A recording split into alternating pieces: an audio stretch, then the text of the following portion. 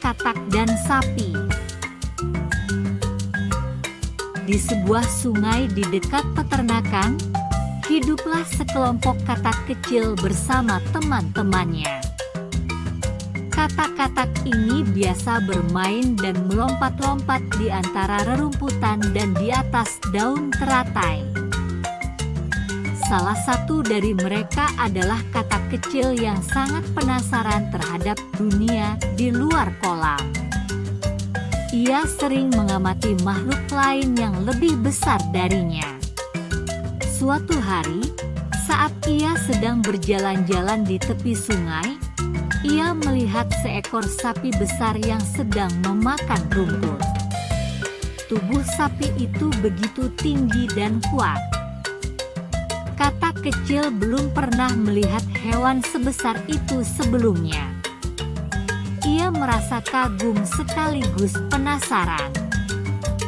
Setelah beberapa saat mengamati, ia segera melompat kembali ke kolam untuk memberitahu temannya. Dengan penuh semangat, ia mengatakan kepada temannya kalau ia melihat hewan yang sangat besar. Lebih besar dari mereka semua, temannya pun hanya menguap menanggapinya.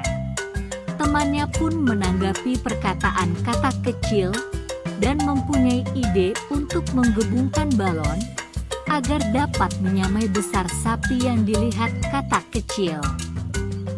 Setelah meniupkan balon, ia memperlihatkan balonnya kepada katak kecil, tetapi katanya sapi itu lebih besar lagi. Setelah meniup balon kedua kalinya, katak kecil masih merasa sapi yang dilihatnya masih terlalu besar.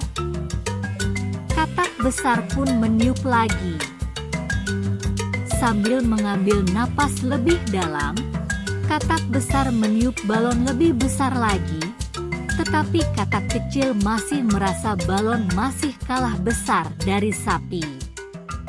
Dengan tekad kuat, katak mencoba meniup balon lebih besar dan lebih besar lagi. Tapi balon sudah mencapai batasnya, tiba-tiba dor. Balon meledak karena terlalu dipaksakan. Kedua katak hanya bisa menatap dengan kaget.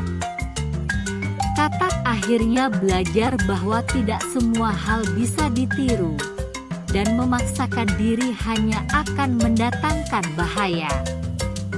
Ia menyadari bahwa setiap makhluk memiliki keunikan dan ukuran masing-masing, dan itu harus diterima dengan bijaksana.